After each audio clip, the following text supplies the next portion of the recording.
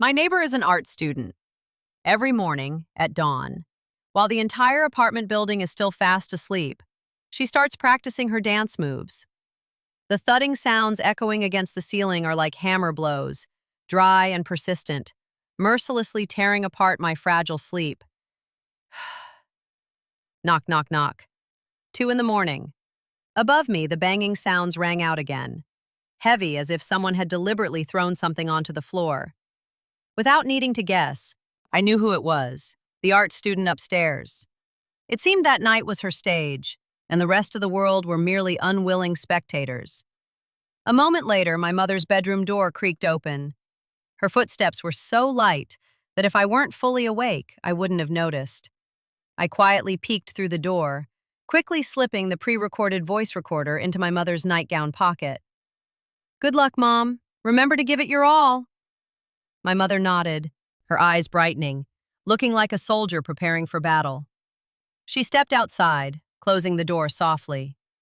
A moment later, an argument erupted from upstairs. "What time is it?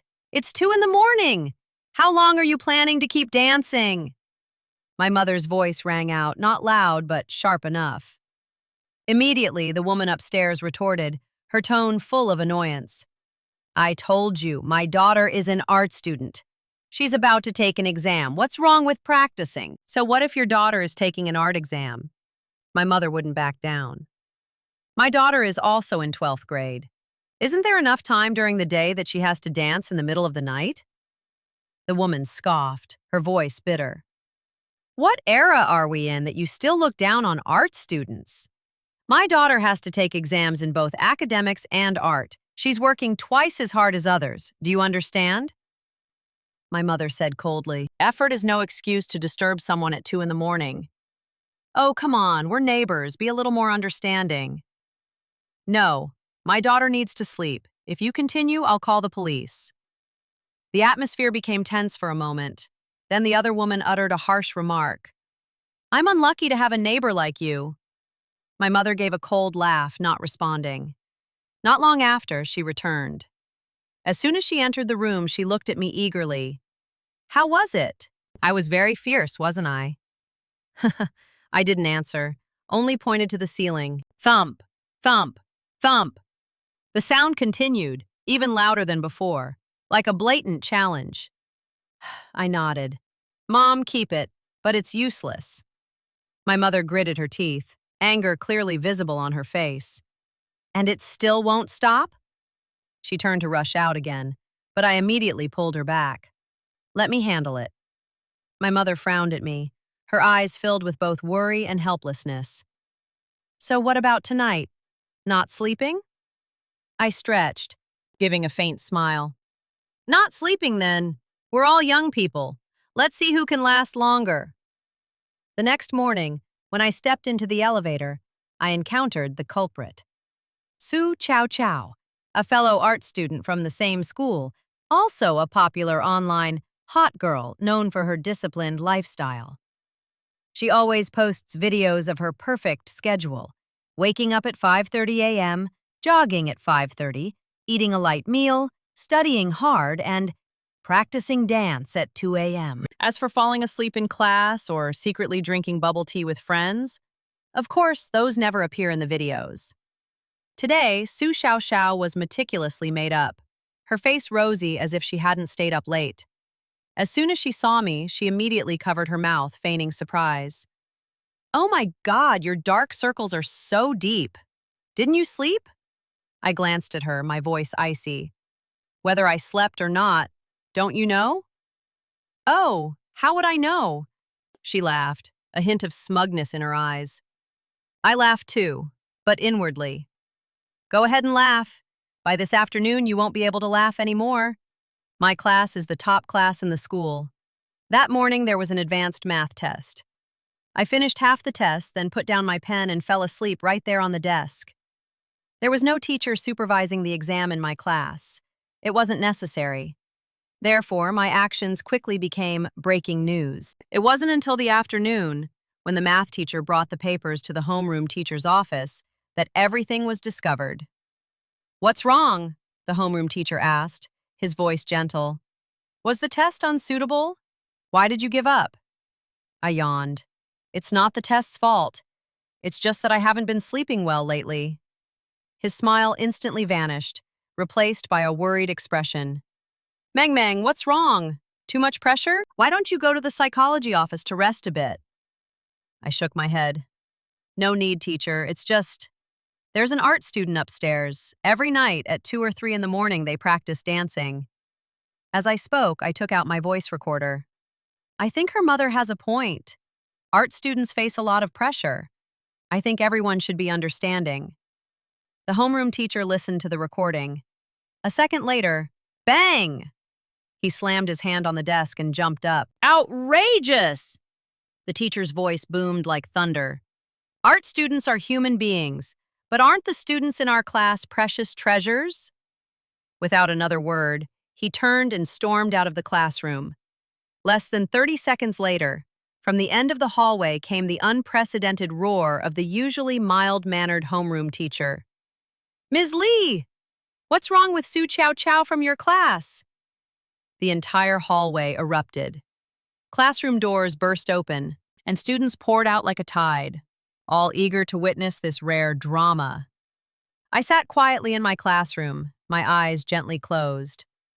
A game of chess had just begun, and I had made my first move. The hallway, already crowded during recess, was now even more congested. Whispers spread like wildfire, and curious eyes were fixed on the two teachers facing each other. The atmosphere was tense, ready to snap at any moment. Ms. Lee, the art teacher, hurried out of the classroom. Her face showed clear signs of confusion. What's going on? What do you mean?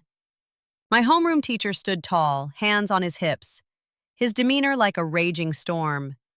Didn't I make myself clear? Your students, aren't they getting enough practice during the day? Do they have to wait until 2 or 3 in the morning to continue dancing at home? They're seriously disrupting the sleep of my students. He paused for a moment, his cold gaze sweeping across the onlookers. My classmate Xu Meng is preparing for the national competition, aiming for a gold medal. She's been so stressed out she's lost sleep all night. Her spirits are low, and she can't eat or sleep properly. If she doesn't win, can you bear the responsibility? The hallway fell silent for a moment. Those words weren't just reproach. They felt like an invisible pressure weighing on Ms. Lee's shoulders. She stammered, cold sweat beading on her temples. Everyone knew that the top-performing class was the school's pride, the gathering place for students capable of getting into Tsinghua or Peking University. Normally, even the principal would walk past cautiously, let alone now. Teacher, this... Ms. Lee struggled to find the words, but they seemed stuck in her throat. The homeroom teacher didn't give her a chance to evade the question. Today, you must give me a clear answer. If you say the whole world must make way for your art class, then I'll pretend I never came here. At most, I'll pay for a new building for my students myself. Her voice wasn't loud, but each word carried the weight of stone. Finally, under pressure from all sides, Ms. Lee turned to face the class, her voice trembling. Su Chow Chow, come out here! In the classroom, Su Chow Chow had remained silent until now. She knew exactly what was happening, but deliberately avoided it. Only when called by name did she reluctantly stand up, her steps slow and heavy, as if carrying a heavy burden on her shoulders. As she stepped into the hallway, the elaborate makeup on her face suddenly looked out of place. The homeroom teacher saw it and immediately frowned. Going to school with such heavy makeup? Even art students have to follow the rules. Su Chow Chow recoiled, tears immediately falling, her voice trembling. Teacher, I was wrong. Don't cry. The teacher waved his hand impatiently. Her sobs choked in her throat, unable to escape. Ms. Lee took a deep breath, trying to remain calm. Su Chow Chow, tell me the truth. Did you practice dancing in the middle of the night? Su Chow Chow pouted, trying to look pitiful. Teacher, I just wanted to practice a little more. The exams are coming up and I want to get into a good university. Wanting to improve is a good thing, the homeroom teacher interrupted, his eyes icy cold. But first, You have to learn to be a decent person. Making noise in the middle of the night and disturbing the neighbors isn't a matter of studying, it's a matter of character.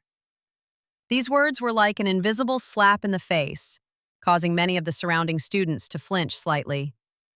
Ms. Lee, standing beside them, became even more flustered. Can't you practice on a mat at home? Besides, your health can't handle that kind of practice. Yes. Su Chow Chow lowered her head, her voice barely a whisper.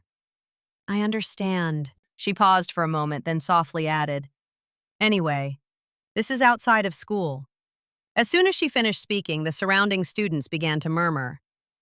Is that Su Chow Chow? I've seen her videos. She posts pictures of herself practicing dance in the middle of the night every day. That's right. At the time, I wondered who the unlucky person living under her roof was. I didn't expect it to be Shu Meng. As soon as the word video was uttered, both the homeroom teacher and Ms. Lee turned around abruptly. You even filmed a video? Ms. Lee asked, her voice sharp. Short-form videos are popular these days, but the school always discourages them. Especially for 12th grade students, this can easily distract them and affect their studies. To Sao Sao bit her lip, remaining silent. The homeroom teacher turned to a nearby student. Do you know her account? The student hesitated for less than a second before answering, Yes. Sao Sao must try harder. Ms. Lee immediately took out her phone and searched. In just a few seconds, hundreds of videos appeared on the screen. Below them were live-stream shopping carts, with tens of thousands of followers. Ms. Lee's face darkened. To Sao Sao, follow me to the office.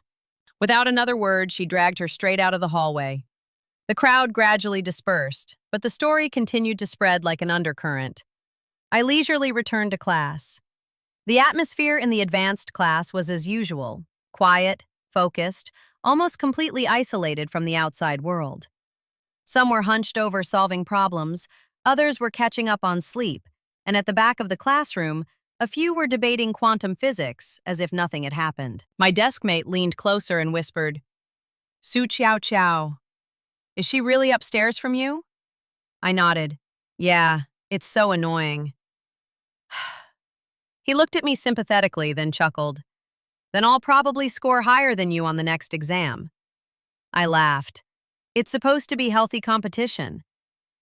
That evening after school, I met Su Chow Chow again in the elevator. This time, she wasn't wearing her perfect makeup.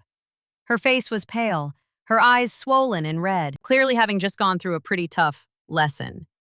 As for me, after catching up on sleep that morning and solving 2 difficult math problems that afternoon, I was in an unusually good mood. To Sao Sao pursed her lips, her eyes filled with resentment. Huamong, I got scolded by the teacher today, and I even have to write a self-criticism. Are you satisfied now? I glanced at her, my voice calm. It's all right. She stomped her foot, trembling with anger. Don't get cocky. I won't let you off the hook. I rubbed my ear, as if I'd just heard a harmless remark. Then try harder. The elevator door opened. I stepped out without looking back. In my mind, it was clear. She only had 2 ways to retaliate. One was to continue making noise at night. The other was to post videos slandering me. The first, I already had a way to deal with it. As for the second, given the current situation, she probably wouldn't dare. Sure enough, that night, the noise from upstairs not only didn't decrease, but became louder than usual. My mother frowned. What's wrong with her today? It's even earlier than usual. I recounted everything that had happened at school. After listening, my mother immediately understood. Ah, she's getting revenge on you. She ruffled her hair and sighed. Why do I have to deal with this kind of neighbor? I didn't say anything. I just quietly picked up my mother's phone and handed it to her. Mom, call the police. My mother hesitated. It's late. Maybe not. Don't bother them. She had never considered calling the police before, partly because these kinds of things are usually resolved through mediation, and partly because my father used to be a police officer, and she understood how difficult that job was. I looked at the clock, my voice calm. It's still early today. You call. My mother was silent for a long time, then sighed, and finally dialed the number. Outside, the thump thump continued to ring incessantly. But this time, things wouldn't end as simply as before. The police arrived quickly as the knocking echoed through the quiet night. My mother only had time to pour 2 cups of hot milk and place them on the table before going to open the door. But the moment she saw who was standing outside, she paused for a moment, her eyes widening in surprise before softening. "Oh, it's you guys, miss." The 2 police officers standing outside smiled politely and greeted her. I peeked out and immediately recognized them as Song Yang and Lin Yi, my father's former students. They used to come to our house for meals, but after my father passed away, they visited less often because every time they saw my mother, she couldn't help but get emotional. Song Yang looked at me and smiled, asking, "Meng Meng, you're in 12th grade this year, right? Where are you planning to apply?" I straightened my back as if by reflex. "I want to apply to the police academy." He gave me a thumbs up, praising me, then turned to my mother, his voice becoming serious. "Miss, is there noise upstairs? Has this happened many times?" Without waiting for my mother's answer, I took out my voice recorder and showed them Su Chow Chow's video account. Over 100 videos, many of which showed her dancing in the middle of the night. After listening, Song Yang nodded and said, "These things are enough evidence. They've been making noise many times and I've warned them, but they haven't changed." My mother felt a little awkward giving them the milk, but they said they were on duty and it wasn't convenient to accept it. So she shoved it into their hands and told them to say that if anyone asked, they should just say so. She forced a helpless laugh from them, then put the bottle of milk back on the table and went upstairs. Not long after, there was a knock on the door above, followed by the voice of the other woman. But when I learned the reason, he just remained silent, then quietly supported me in my training. On some scorching afternoons, I ran until I was exhausted, but I still tried to continue because I always had a clear goal in my heart. Occasionally, I would rewatch Su Chow Chow's videos, not because I cared about her, but because those videos unintentionally became a strange motivation that helped me keep trying. In the comments, everyone praised her diligence, saying that if she didn't get into a top art school, no one else deserved it. But when the exam ended and the list of successful candidates was announced, Su Chow Chow's name was nowhere to be seen. Upstairs, there was a noise, but this time it wasn't the sound of jumping, but the sound of desperate crying. At that time, I was sitting in the kitchen eating a bowl of stir-fried ribs my mother had cooked, holding the notification that I had passed the health check and background check. My mother looked up at the ceiling and sighed. "Is this effort ultimately a lie to others or to myself?" I shrugged. Maybe it started as a lie to others, but over time it became the truth. A few days later, I met Su Chow Chow again in the elevator. She had lost a lot of weight. Her eyes were red and swollen. When she saw me, she immediately glared at me, saying, "It's all your fault. If it weren't for you, I wouldn't have failed." I calmly replied, "Maybe it's because you're not capable enough." She shrieked even louder. I just gently rubbed my ear and said, "There's still time to review the culture. You still have a chance." But she didn't listen, continuing to yell. I walked out of the elevator without looking back, because there are some people you can't save, and they don't want to be saved. The story seemed to end there, but I didn't realize that everything had only just begun. Things didn't stop there. Just a few days later, a video of Su Chow Chow appeared online. She was crying in front of the camera, her voice trembling as she recounted being wronged and oppressed. She even hinted at me, saying I used connections to get past the background check, and even fabricated stories about my father being a fugitive murderer and my mother's profession being unknown, living off shady money. These baseless accusations spread like wildfire, adding fuel to the fire and making the story even more chaotic. In just one night, almost the entire school knew my name, but in a not-so-good way. In class, everyone's gazes changed, not with suspicion but with worry. They looked at me, waiting for me to speak, but I didn't explain or defend myself. I simply stood up and walked out of the classroom, heading straight to the art class building. The hallway was as noisy as ever, a mix of music, laughter, and chatter. But when I appeared, all sounds seemed to quiet down. Su Chow Chow was sitting at her desk, holding a small mirror and applying eyeliner, completely focused as if nothing had happened. Outside, it's none of my business. I walked over without a word, grabbed her by the collar, pulled her up forcefully, and slapped her hard. The dry, resounding slap made the whole class freeze.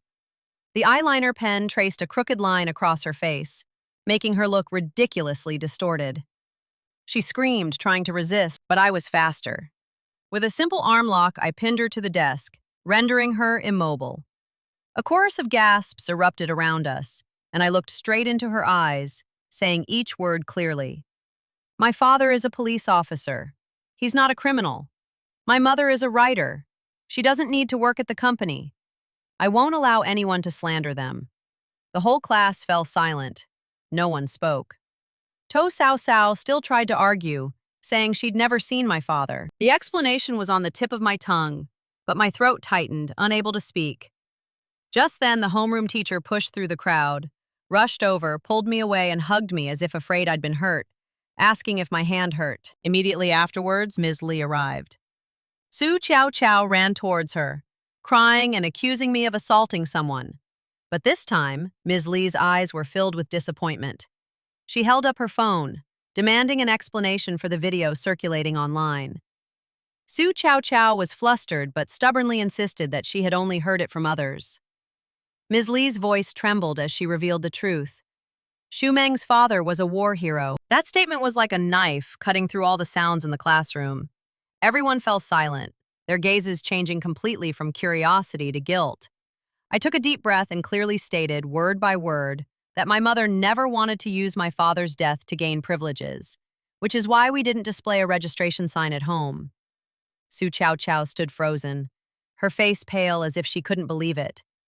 The homeroom teacher grabbed my hand and pulled me outside. Before leaving, he turned back coldly and said he would sue for defamation and fabrication. The matter was quickly reported to the school and then to the police.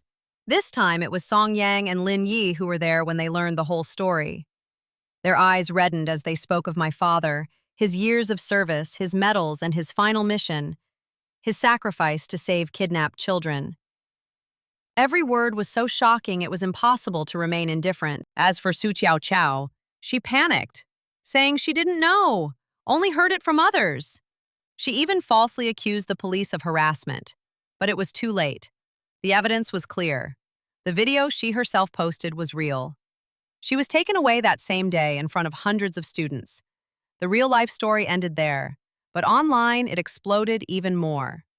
The police academy released my background information and details about my father.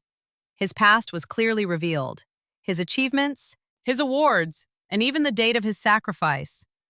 The comment section was flooded with apologies and expressions of gratitude, while Su Chow Chow's account was completely locked. That evening, she and her mother brought gifts to apologize, standing outside my house, their voices soft and pleading. But I firmly refused. At 18, I was no longer a child. We must take responsibility for our actions. The door closed. The warm light inside enveloped me. My mother placed a bowl of hot soup on the table, calling me to eat my late-night meal as usual. Outside, the pleading voices still echoed, but we no longer wanted to listen. There are things that cannot be forgiven and should not be forgiven. Finally, the court sentenced me to 2 years in prison for defamation.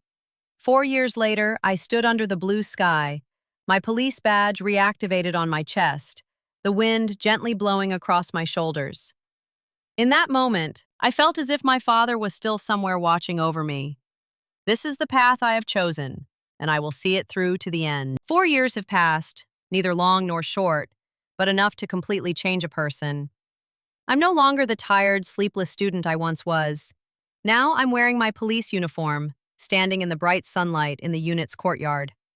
A gentle breeze rustles my uniform, the brand new police badge reflecting the light, a clear reminder of the path I'm on. On the day I received my badge, I stood tall, just like the first time I told Song Yang that I wanted to apply to the police academy. The only difference is that this time it wasn't just words, but a reality that had taken shape. The years of training weren't easy. There were days of running until exhaustion, nights of studying theory until my eyes blurred. But every time I wanted to give up, I remembered my father, his determined gaze in old photos, and I kept going. My mother remained the same, only her hair had a few more gray strands. She never brought up the past, never mentioned past hurts, only quietly cooked warm meals, waiting for me to come home. Whenever she saw me in my police uniform, she would smile softly, her eyes sparkling, both proud and gentle, as if everything that was lost finally had another way to return. Sometimes I still remember the time in the old apartment building, the long, sleepless nights, the heavy sounds echoing from the ceiling, and the seemingly small confrontation that changed so much in my life. If I had chosen silence that day, perhaps things would have been different. But I don't regret it because there are limits that cannot be crossed. And there are right and wrong things that need to be clarified. As for Su Xiao, after serving her sentence, I heard she didn't return to her old ways. Her account was locked, her reputation was gone, her studies were interrupted. Her life is like a page with messy, unclear scribbles. I don't know if she regrets it or not, and I don't want to find out, because everyone must take responsibility for their own choices. One afternoon after my shift, I stood alone on the field, gazing at the clear blue sky. The wind carried the gentle scent of sunshine, and I suddenly remembered the day my father passed away, a day just as clear. I was too young then, only knowing he wouldn't return, but I didn't fully understand the meaning of his sacrifice.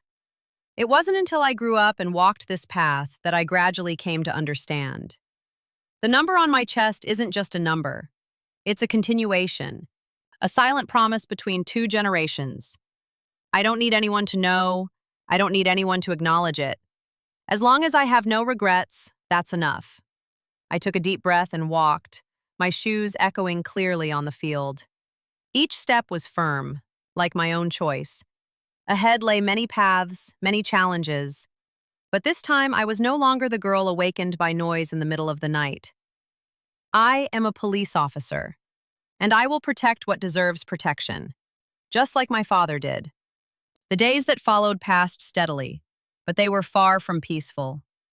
Each shift, each mission, carried its own pressure, sometimes a constant burden. Small disturbances in the neighborhood can sometimes escalate into more tense situations, requiring absolute composure. I gradually became accustomed to that rhythm of life, accustomed to making quick decisions, accustomed to always standing on the boundary between right and wrong, and the consequences. There were nights on late-night shifts when the city was asleep. I stood in the soft yellow streetlights, listening to the wind rustling through the trees, and suddenly remembered the sounds of the past, thumps echoing against the ceiling, arguments in the dark of night. All of it is now in the past, yet it remains an inseparable part of my memory, like a small milestone that led me to where I am today. Once, while handling a dispute between neighbors, I stood before two people arguing loudly because of the noise in the night. The familiar image made me pause for a second. I looked at them and suddenly understood that these seemingly minor issues, if not resolved properly, could lead to far greater consequences. I was no longer the one being bothered, but the one trying to maintain balance. I spoke to them calmly, clearly explaining each point about their rights and responsibilities. Finally, both fell silent, and the tension gradually eased. As they left, one of them turned back to thank me. I just nodded, saying nothing, but a strange feeling welled up inside me, like a circle had closed. That evening, when I got home, my mother had still prepared a bowl of hot soup on the table. That habit hadn't changed. I sat down and ate slowly, listening to her recount the little things that happened during the day. Her voice was gentle, as if the world outside had never been turbulent.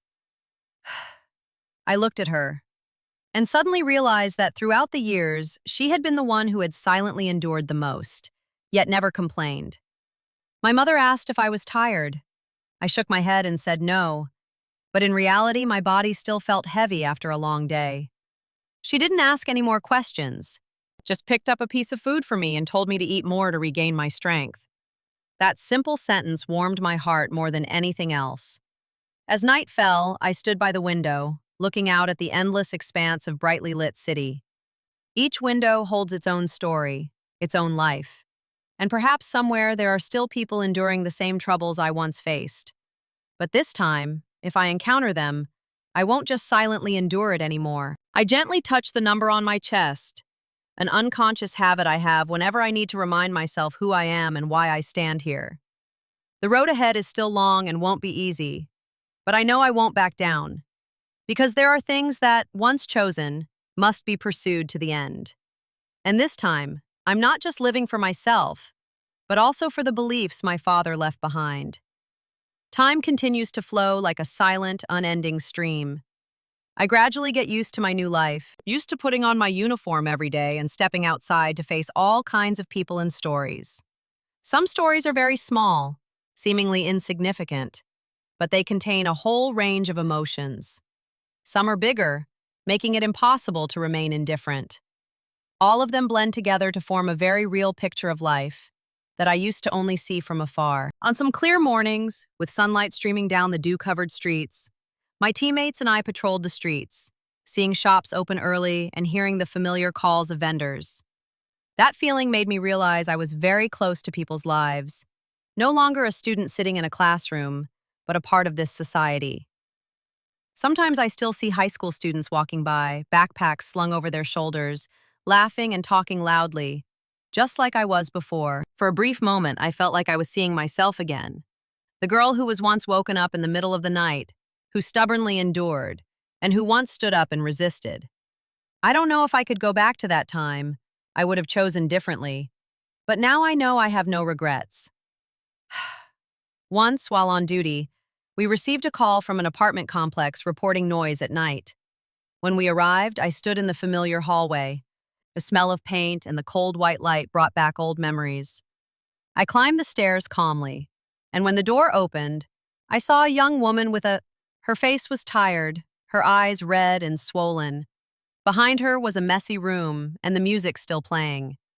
I looked at her and gently said that someone had complained about the noise at night. The girl bowed her head, apologizing repeatedly, saying that she was preparing for an important exam and had been practicing overtime. I listened, neither scolding nor being harsh, just slowly saying that effort is valuable, but it shouldn't be exchanged for the peace and quiet of others. The girl was silent for a moment, then nodded and turned off the music. The space became quiet again. As I left, I suddenly realized that I was no longer the one affected, but had become the one who could change the situation. That feeling wasn't a victory, but a clear sign of maturity. That evening, I came home later than usual. My mother was still waiting under the warm yellow light. She looked at me and asked if anything had happened. I recounted the incident I had just handled. After listening, she just smiled and said, "So you did the right thing." I sat down at the table and ate a bowl of hot soup, its steam rising gently. In the quiet atmosphere, I suddenly realized, although life is busy, it's clear that each day has its own meaning, and every action I take, big or small, has value. Before going to bed, I stood in front of the mirror, looking at myself. My uniform, neatly hung beside my badge, reflected the dim light. I gently touched it once more, then let out a long sigh. This road ahead is still very long, and there will still be challenges I've never encountered before. But I know I'm ready.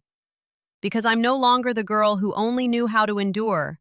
I am someone who can choose, and I am also someone who can defend that choice to the end. In the years that followed, my life gradually settled into a stable rhythm.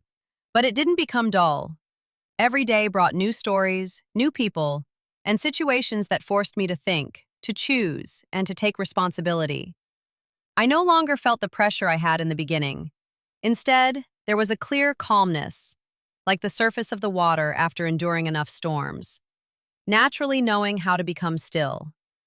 On some evenings after work, I walked alone down the long street, the street lights casting streaks of light onto the pavement. The night wind blew, carrying a slight chill. I often pause for a moment, watching the people passing by, and suddenly realize that each person carries their own story. Some are happy, some are tired, some are hurried, some are quiet. All are trying to live their lives in their own way. I no longer easily judge others as before, nor do I see things from a single simplistic perspective, because I've seen too many different sides of life.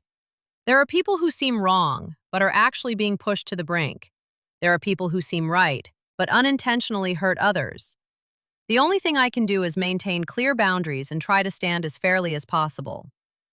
Occasionally, I still think of To Sao Sao, not because I'm still bothered, but because her story is like a very clear lesson about choices and consequences. Some paths may seem glamorous but are not stable. Some efforts may seem commendable, but if misplaced, they only become blind stubbornness. I don't know where she will end up, but I believe that everyone must eventually find their own path in life. Answer for yourself.